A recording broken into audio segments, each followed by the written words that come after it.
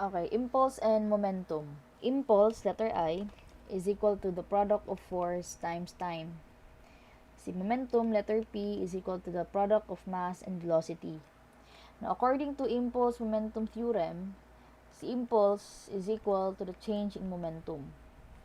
So, impulse is equal to change in momentum.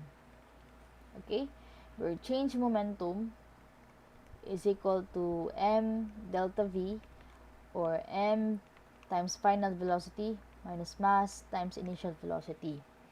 So, kung i-rewrite ni na equation, that is ft is equal to mvf minus mvi. Okay? So, mo na siya. So, checking the units, force is kilogram meter per second squared. Time is seconds. Mass is kilograms. Velocity is meter per second. Same lang po dira, kilogram meter per second. So, simplify nimo siya. Cancel na. Ang mabilin is kilogram times meter per second equal to, simplify nimo na, that's also equal to kilogram meter per second. So correct, tama siya, nag-equal ang duha. Now, balik ta atong formula galina na impulse is equal to the change in momentum, di ba? This is the that is the impulse momentum theorem. Okay? Impulse is equal to the change in momentum. And then again, di ba na ako, si change in momentum, that's equal to m delta v. Okay? So, kung i-write na po ako na siya, si I, or si impulse, that's ft, equal to m delta v. Okay? If kaning si t is, cross-multiply na ko dira, ang mabilin is force is equal to mass times change in velocity over time. Okay? And take note na si acceleration, di ba, that's change in velocity over time, or vf, final velocity minus initial velocity over time. Therefore, kanisa, that's equal to acceleration. So, sa ito, panibalik ta sa katong pinaka-basic na formula, na force is equal to mass times acceleration. Okay? So, let's solve. A 6.6 times 10 raised to 4 Newton car traveling with a speed of 30 kilometers per hour strikes an obstruction, and is brought to a rest in 0.10 seconds. What is the average force on the car? Okay, so given sa problem is the weight of the car, that is 6.6 times 10 raised to 4 Newton, and the speed of the car, that is 30 kilometers per hour, given ka og time, that is 0.10 seconds. Ang gipangita is the average force. So, using tong equation or formula ganina, you know that ft is equal to mvf minus mvi.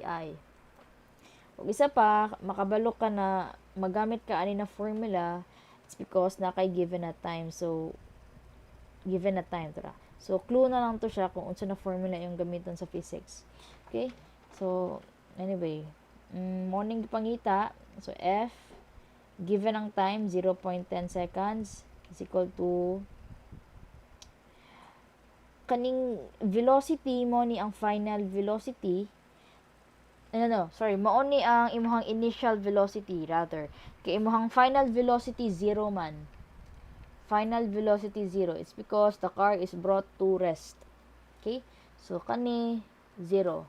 So, minus mass is, okay, so para makuha si mass, di ba, weight is simply equal to mg.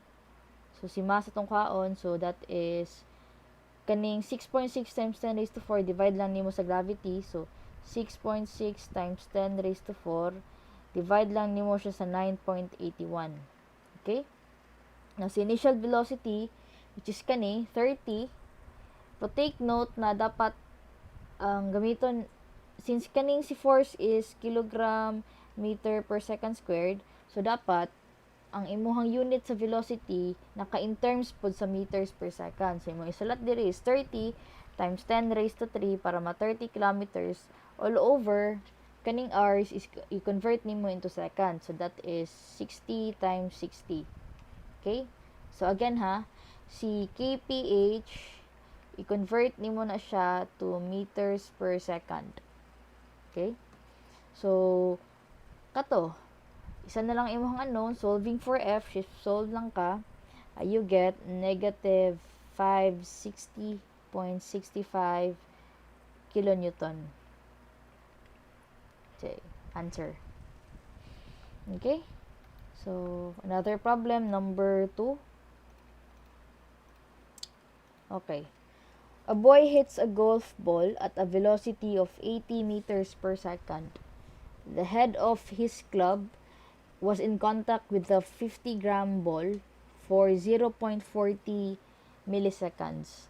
What is the average force acting on the golf during the impact? So, given in the problem is velocity is equal to 80 meters per second. Given pod ang mass sa golf, that is 50 grams, or that is 0.05 kilogram. Okay? Given po kag time, hint po ni siya na magamit kag impulse momentum theorem kay given kag time, so 0.40 milliseconds. Okay, ang gipangita is the force. Okay, so again ha, since given kag time, hint na tupod siya na pwede po ka mo gamit og kanina formula. Okay, hint lang siya. So, mv2 minus mv1. So, i-substitute na to unsay na ata. Force is ang missing. Time is given 0.4 times 10 raised to negative 3. Okay. CV, is it the final or the initial? Mo ni siya ang final velocity. Okay, take note, imuhang golf ball, sa sugod pa lang, naka-attrest na siya. Okay? Saka pa nimo ipalo ang golf ball. Okay, so, kani is ma-zero. Okay, kanina part is ma-zero. So, anyway, mass is pila 0.05 kilograms. Then, the final velocity is 80. Okay, so, solving for F, you get pila 10 kilonewton. Okay, answer. Okay, last problem. Number 3. A particle with a mass of 4 kilograms is initially at rest. How much kinetic energy does this particle will have if the force of 10 Newton is applied to it for 10 seconds? So, given the problem is the mass of the particle, 4 kilograms, initially at rest. So, initial velocity is equal to 0. Gipangita is the kinetic energy. Okay? The formula for kinetic energy is 1/2 mv squared. Okay, o isa pa, formula for, ihirit lang ako ha, formula for potential energy is equal to mgh. Okay? So, unsa pa given? Okay.